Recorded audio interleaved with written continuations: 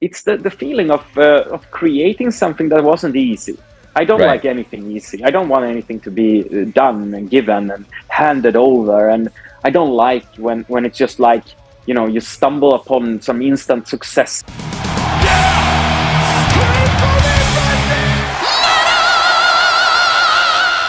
Hey everyone, welcome to the channel. My name is Belgian Jasper. If this is your first time in the channel, hit subscribe right now. Strike at 0 hour with overwhelming firepower. They're fueled by the fear in their enemy's eyes. Pär, thank you so much for your time. There's so much to talk about. There's always so much to talk about with Sabaton, because Sabaton is a machine that never slows down. In between everything, I know at the start of a PR tour, and they keep you so busy. So the first very, very important question that I have to ask you, as somebody with the facial hair of a 12-year-old, how do you always keep your beard so spotless and perfect? I wouldn't say that it is. It's often a mess, but it tends to fall into the right place when on stage. So Good. Is that a metaphor for life in Sabaton? Like, it's a mess behind the scenes, but when we are going on show, everything is perfect? No, I wouldn't say that. I think we are extremely organized. I mean, I'm not gonna point any fingers, but in generally, the music industry is very unorganized. Yes. We are structured in a way of more like a regular, business where Yes. office works and people have regular schedules, titles, and work in an office. So we I think we are quite organized, and when it comes to our tours as well, what happens backstage is pretty damn organized. It wouldn't be anything else. The last tour we did was quite busy. I don't know the exact figures, but around 130 people were on the road. So if that is not working perfect, then there is 130 unhappy people, and you don't want to have that. So we have to treat it very, very serious, and we do, and that's how we can have fun when we are on stage.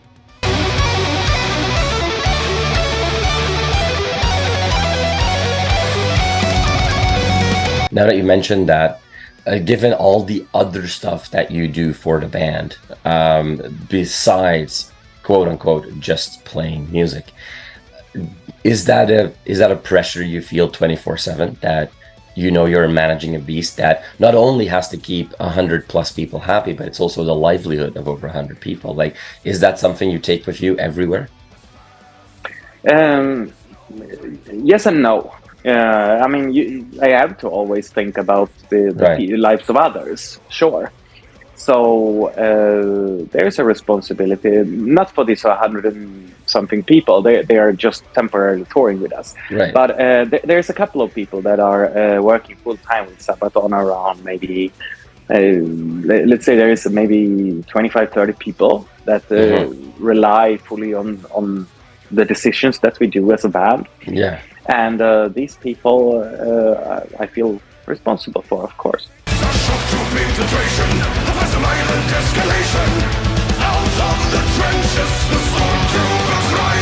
We have to focus, obviously, right now on the movie about the war to end all wars that you are doing. You're screening, or well, in some cases, it's not just screening; it's showcasing in many museums, over 100 in the world, telling the story of First World War through certain Sabaton songs, or highlighting certain stories that you highlight in your music. When you start that is not just another project for the band. That is something completely different. When you got going with this, was that scary? Because we're talking about bringing entertainment and education together, and that opens up so many questions. Yeah, okay. So the whole thing was kind of started. I mean, we were on the Great Tour. Yes. Touring on the previous album called The Great War. About World War I, we were going around the world, and then Corona came and stopped us, and we were sitting a little bit hoping that it would pass. It didn't pass so quickly as we hoped for, everybody. So we wrote another album based on World War I again, And we thought that once this virus has stopped being a menace to the population and we can continue touring, we will kind of go on a bigger World War One tour where we combine the previous 2 albums, because a lot of people didn't have a chance to hear them. And so that was like where we were standing. And then time were delayed. You know, it's like we still don't have anything. We don't see the end of it. And so that kind of triggers me to think of what else I can do. And we started to work on at least, okay, we're going to have a media presentation actually happening in Belgium, in Brussels, in Belgium. And in some way, we don't know when we're starting to think about this, how it's going to happen, because at the moment we start talking to journalists and invite them to come to Brussels to hear our new album, there's still like a corona, so it's not really working, and the album wasn't really fully finished. But in the meantime, so we're working on ideas how to present the album and how to work with content around. We can't meet, so all of us in the band, we're stuck, so we can't really hang out. We can't do music videos, we can't do this, we can't do that. But we have been working with this animation studio, Jarnhub, who has been doing some animated story videos for us earlier, as we call them, and which is more of like a sort of animated music video with additional storytelling. Right. And I was in talks with them, and then I came up with the idea, can we do a movie? And they said, yeah, we can do, but it's a shitload of work. Okay. Then I would like to do it, because at the moment I don't have so much other things to do. So let's go ahead. And we started to, I mean, we started with the story that we already had while working on the album. And then as one song finishes, we started to adapt that into the storyline. And it was a lot of changes until we got to somewhere where we were. Right. And it was also a struggle with the team. Obviously, Corona closed down the studio, and then everybody had to work from home, and there was no computers at home, so they were lacking the possibility of continuing to work. Right. There was a lot of troubles with this, but we kept going, and we had the deadline that we wanted to show this with the intention, like this is going to be something for the journalists that come to be the first in the world to hear the new album. They're going to have a surprise, and they're going to have something extra to write or report about. As the drum roll started on that day, like 100 miles away, a million shows for fire. We had a secret media only showcase of the new album where I think 50 were the max that you were allowed to have in one building. So we had like 40 journalists or something coming to Brussels and having the opportunity to be the first in the world to hear the new album. And then we surprised them by showing, hey, we got some little movie to show you. They thought probably that was like a 4-minute music video. And then they're after an hour, they're still sitting there like, what did you made? It's pretty impressive. And then came all these like questions like, what are you going to do with it now? And there wasn't really on the horizon. At that moment, we were kind of done. So mission accomplished. We have surprised the journalists. They have seen it, and they were like, wow, that was something we didn't expect that. And now we have a new story to tell. And but then the follow-up was, okay, we were a little bit open to that. And after that, we kept polishing the movie and a little bit more, and changed some stuff in it. And then we started to see, like, where's the audience? Because all the journalists, they all said, I hope that you put this movie out to your fans, because they're probably going to like it. And so I started to approach various streaming platforms, the usual suspects, the Netflix, the Amazon, the Apple, and those kind of guys. Talking to them, I also pitched it to various amounts of film festivals. So go ahead, face it and join the dead. Though you die for your life, never asking why. Of course, the war in Ukraine broke out, and the world did not want to talk about war. And that's when our album, The War to End All Wars, were supposed to be launched and came out, and the movie and everything, and nobody wanted to talk about it. We won't mention too much now, but of course that made our album suffer a lot. Right. But also that most of the film festivals, they made like a statement that they will not touch war movies. Okay. So that, and a lot of these streaming platforms, they have kind of a rule that movies needed to have a premiere. They need to have an audience before they are being picked up by a streaming platform. Right. And this could be that they have cinema premieres or film festival premieres could be very good things. So the film festival were obviously out of the question. And when I approached the museums, there was good feedback. There was like, okay, Sabaton is popular brand, we can take it to cinemas. But it didn't feel so cool. It didn't feel the right thing about it. So I was hesitant to it, and I pulled it back and said, well, I'll think of something. And then some months later, I guess, I'm visiting a museum in Sweden. And they are using some of these animated story videos for an exhibition about aviation.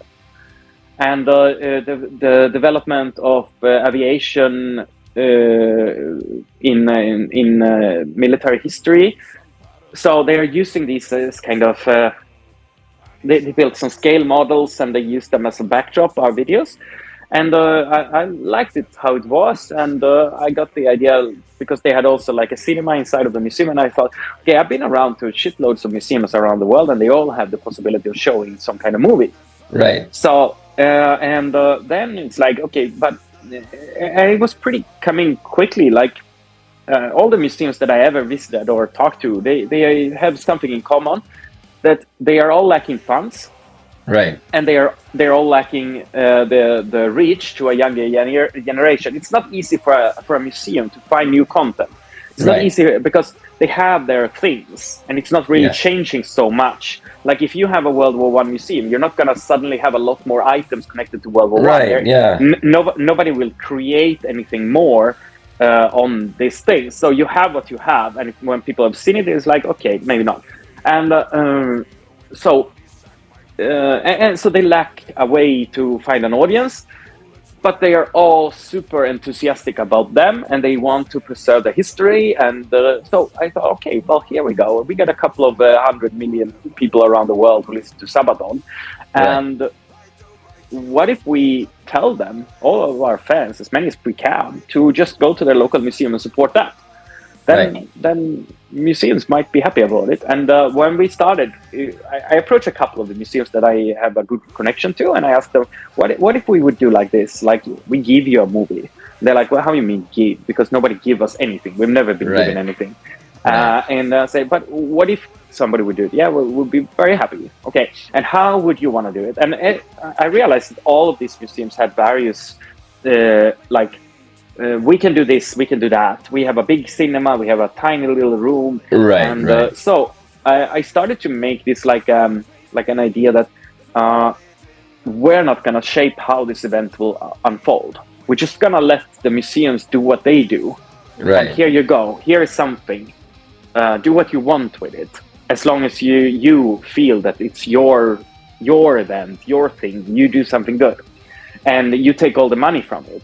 A lot of museums were surprised because that's very unusual that somebody would do that to them, and they never heard about it. So they were pretty happy, all of them, and we have seen so creative response. I mean, now we have 120 museums more, and so many creatives. Like some museum, they have a bunch of reenactors. Some others, they do a rock festival in connection to it. Another one, they have live musicians accompanying. They've learned the tracks of the music, so they're playing along to it. And some of them, they have night open. They are broadcasting at night. Some of them, they only have a small thing, but they're broadcasting it day by day, like on rotation, so there can be a few. And we have some. In one place, there was a sponsor who sponsored local schools with the ticket fee to go to the museum. So school kids can go and see it, and super cool. So there's been various approaches to this, how they've done it. And we haven't really put any strict rules upon anybody. Just do whatever you want, like as long as you're happy, and that's enough. And it's very cool to see you know, it's basically Yeah. 120 approaches to how to show a movie. Great war, and I cannot take more.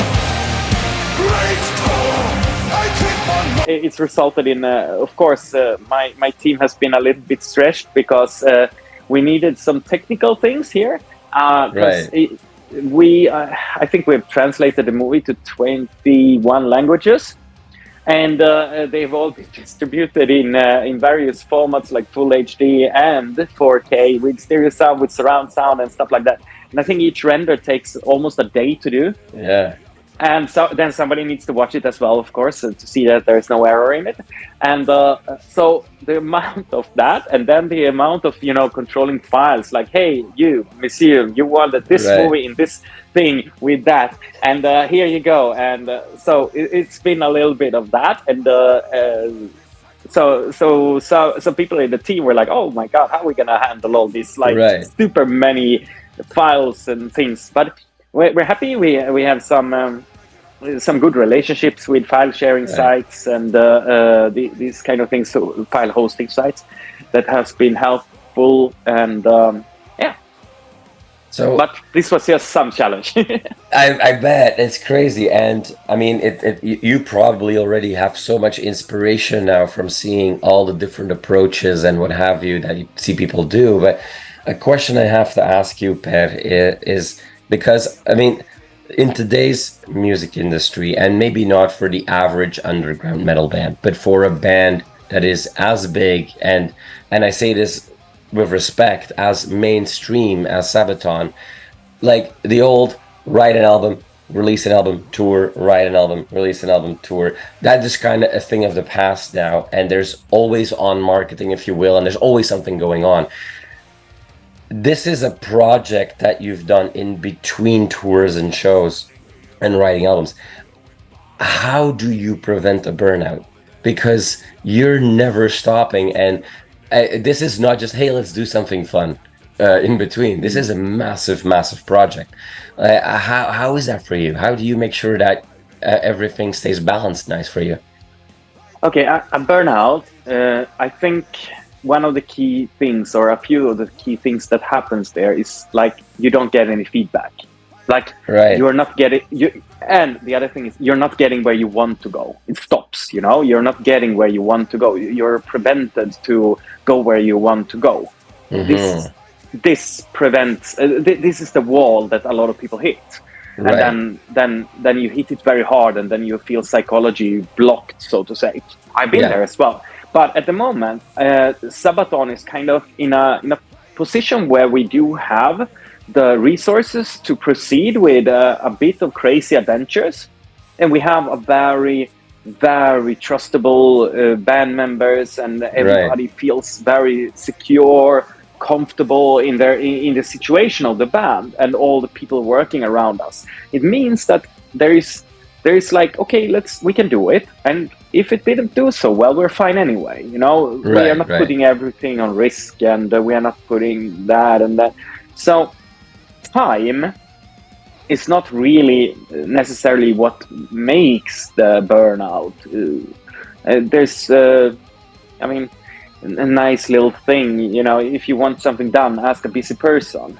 Right. And a person who's got nothing. And if you want something done, don't ask somebody who doesn't have anything to do, because there's a reason why they don't have anything to do. So, well, and there's something truth behind that, I would say. And so, how do I prevent? I think I'm in a happy place.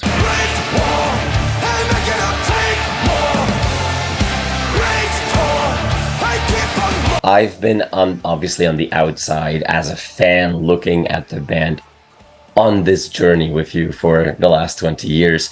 I've seen every show you did at Graspop, and I saw you go from doing the Metal Dome to headlining the main stage and all the shows in between. The road was long enough and came with its challenges. The fact that Sabaton was not an overnight sensation, but built on that journey, does that make you mature and healthy enough today to look at that in this way? Like, would you be able to have the same response if Sabaton had a hit in the first album and was catapulted to the position that you are now without that entire journey? I don't know. I can't put myself in that position, really. I mean, I'm happy the road of Sabaton that we took. Right. I'm happy that it took. I mean, next year is our 25th anniversary. So, we put out 10 albums, and we have been self-managed. We've always found a way to do things ourselves. We didn't have anybody to come in. We pretty much. I mean, we work in a very different way towards the record labels. It's more like a partnership than we are signed to a label, and we also own the publishing rights, all the merchandise rights. I think we might be. I wouldn't know, but I think we are probably the biggest band in the world still running our own merchandise, mail order, shipping everything and being hands-on with everything, and on a daily basis I'm checking things. We're in the office drawing, designing, and we have a sewing studio in the office, and it's like we're hands-on with that, and the management is, I mean, it's a tiny, and we do all the marketing in-house, and we do super lot of things. Our own cruise, our own festival, our own magazine, our own history channel, and whatever else comes around there. And but doing all of that makes me feel so much more happy and excited about it. So it's something that you have created yourself, and that was difficult. Right. Makes you feel so much better about it. White Friday, I'll take the stairway to heaven. I'm sky high. It's the feeling of creating something that wasn't easy. I don't like anything easy. I don't want anything to be done and given and handed over. And I don't like when it's just like, you stumble upon some instant success or something, and I don't. I mean, I can't complain. If there was a Sabaton song who became an instant TikTok success over a night, I'm not gonna say, "Oh, let's remove it" or whatever. Of course, not. Of course. But I feel more happy about the way it is now. It's organic growth. It's very solid, very stable, and we stand on a like a super solid step. It's not like we are on a slope where it like. Whatever, it's like Sabaton Road is very straight with a horizon that you it's far away, but you can easily clearly see the path there. There's no obstacles. There's like we're gonna go there.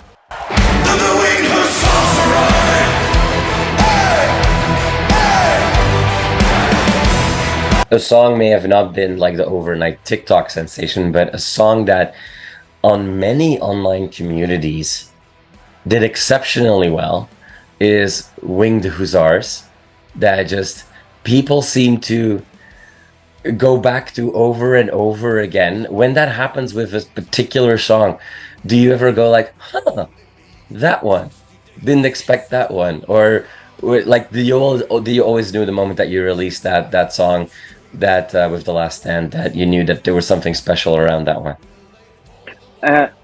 Yes and no. I mean, in the beginning we had no clue, I would say. And lately, I can predict a little bit of things, because I am quite accustomed to how things work in the internet. I'm quite accustomed to how things are doing. At the same time, it's very difficult to predict, like, this is gonna be happening and it will be a big thing. I can see, at the time we wrote The Winged Hussars, I was not as experienced as I am today about that thoughts and how a meme would become like the Winged Hussars, right? But would it be today? Yes, I could predict it more. But even if I could say that this has a potential of being that, or I could see it, there's no way I can force it to be like that. It's one of the good things about the internet as well, is that there's no, let's say, there's no easy way. There's no guarantee. There's no guarantee. You can't follow a manual. You can't pay money for that success. You still have to make something, and then it has to take on at some point, and very often it doesn't happen on your hands. I like it.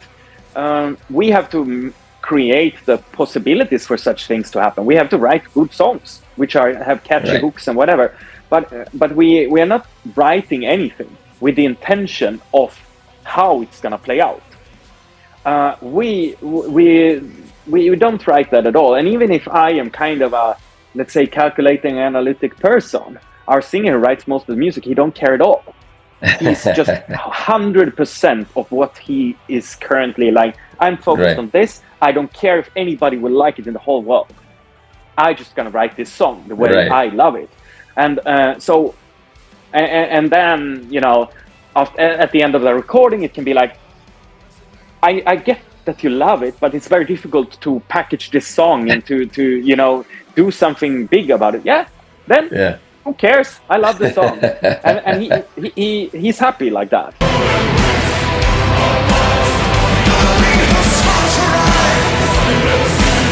And sometimes we have an idea like this will be, you know, the path is quite clear how to do a certain song, but a lot of times we are completely wrong as well, or we oversee something that we couldn't imagine. So creating and working with, let's say, marketing of music is very difficult. And there's a lot of people who say Sabaton is writing songs like to ignite the patriotic feeling, blah blah blah blah blah, that and this and that. And it's very, very wrongly perceived, because as I said, we just write what we feel like. We have an idea, and then when it's done, it's like, okay, what can we do now? But we don't shape we don't start in the other end. Like, this is what we want to achieve, then we have to write this. It doesn't work for us.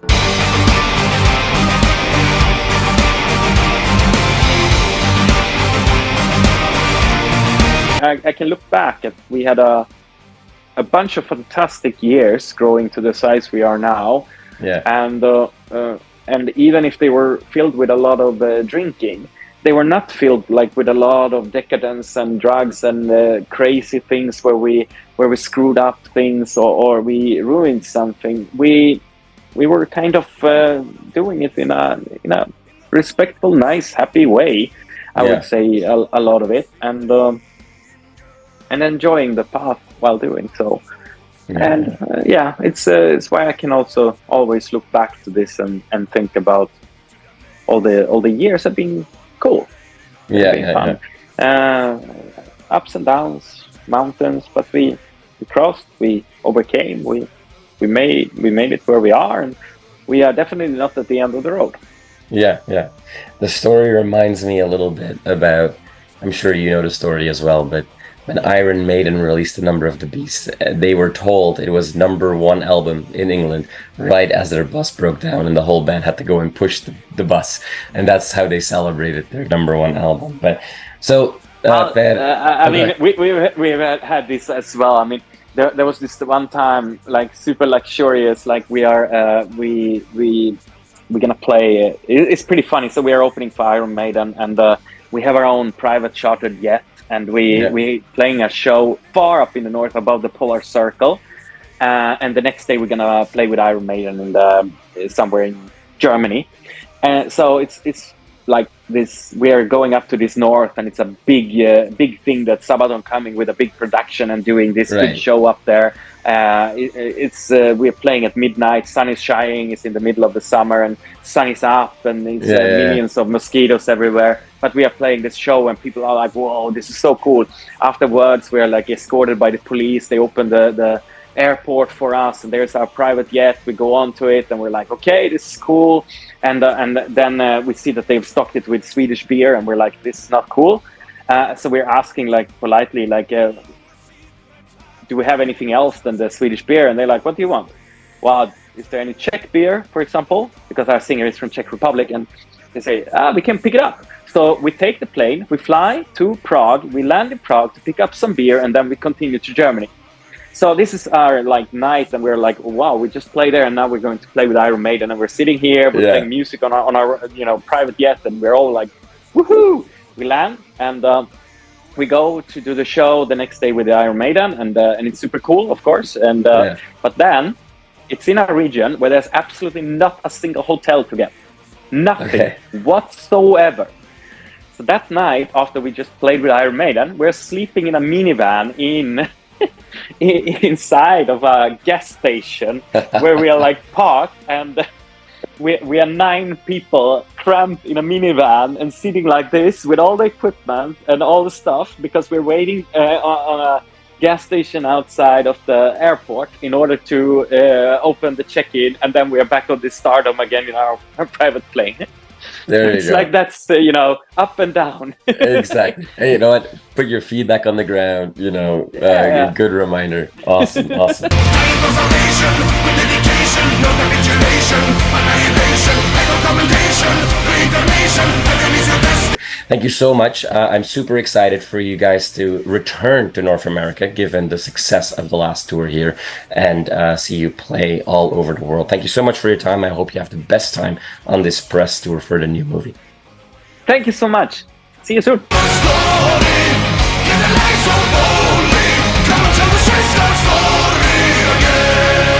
You are awesome for watching this video. Click right here to see more content like it and subscribe to the channel.